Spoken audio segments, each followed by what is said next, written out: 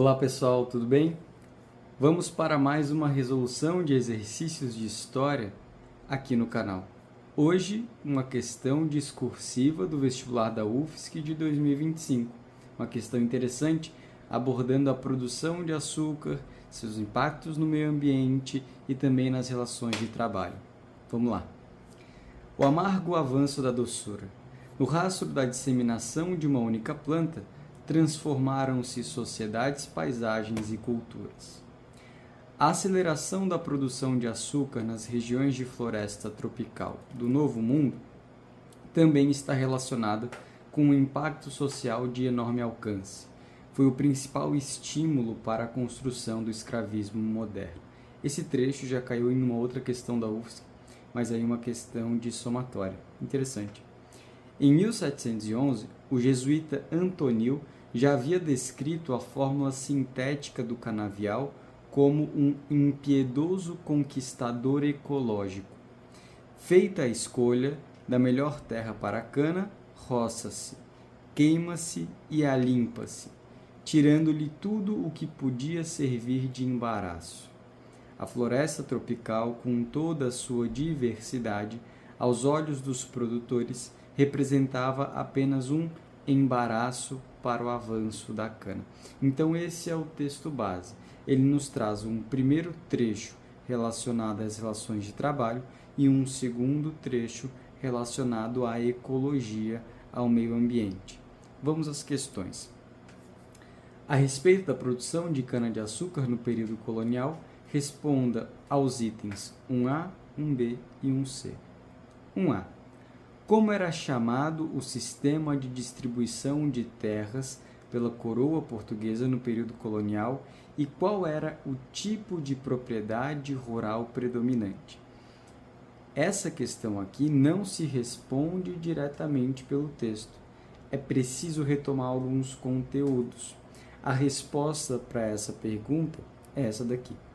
No período colonial, a coroa portuguesa distribuiu terras através da doação de sesmarias, sendo o latifúndio o tipo de propriedade rural predominante. Então, as sesmarias era a forma de distribuição de terras organizada pela coroa portuguesa.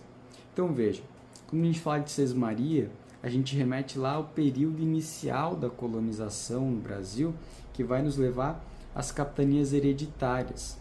A sesmaria era uma forma encontrada pela coroa portuguesa. Veja, a sesmaria ela é anterior à colonização do Brasil.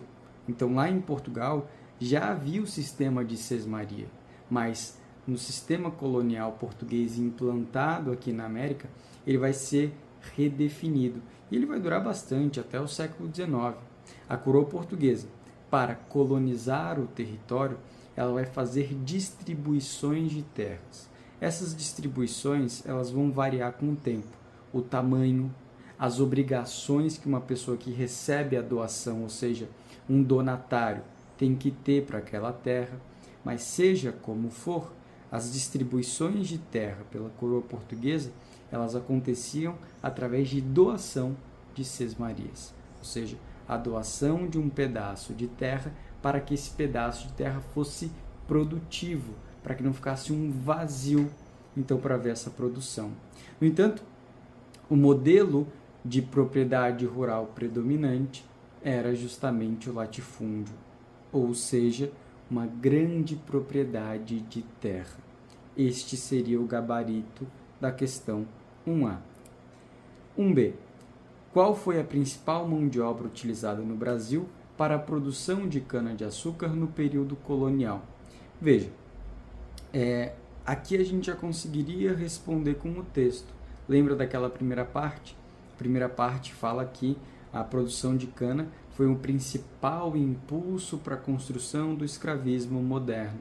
Pois bem, então a principal mão de obra utilizada no Brasil no período colonial na produção açucareira foi a escravidão. A escravidão, sobretudo, de africanos escravizados trazidos no tráfico transatlântico. Ok? 1C. Qual foi o modelo de produção agrícola predominante no cultivo da cana-de-açúcar durante o período colonial?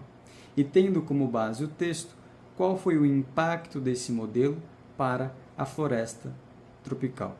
Pois bem, aqui a gente consegue ter mais ou menos uma noção. A segunda parte do texto, em que cita um trecho do Antonil, fala, olha, por onde a cana-de-açúcar chega, ela acaba com tudo. Por onde a cana chega, ela vai devastando o que era produzido lá e também vai deteriorando o meio ambiente. Se a gente tem o domínio de um cultivo, de um único item, como que a gente chama isso? A gente chama de monocultura. Então, o modelo de produção agrícola predominante seria a monocultura. E qual foi o impacto desse modelo para a floresta tropical? Ora, foi uma devastação, A gente teve uma derrubada de Mata Atlântica muito grande, e a gente teve isso por meio da queimada, por meio da destruição de espécies nativas para a plantação da cana-de-açúcar. Então, veja, o modelo de produção foi a monocultura. O texto explicita que o impacto desse modelo foi a destruição da floresta tropical, por meio do desmatamento e das queimadas. Ou seja, aqui a gente tem uma combinação dessas três questões que abordam a distribuição de terras, as relações de trabalho e também a gente tem aqui o impacto ecológico da colonização portuguesa no Brasil. Tá bom, pessoal? Espero que vocês tenham gostado, que a resolução da questão ajude nos estudos. Qualquer dúvida eu sigo à disposição aqui nos comentários. Grande abraço e até a próxima.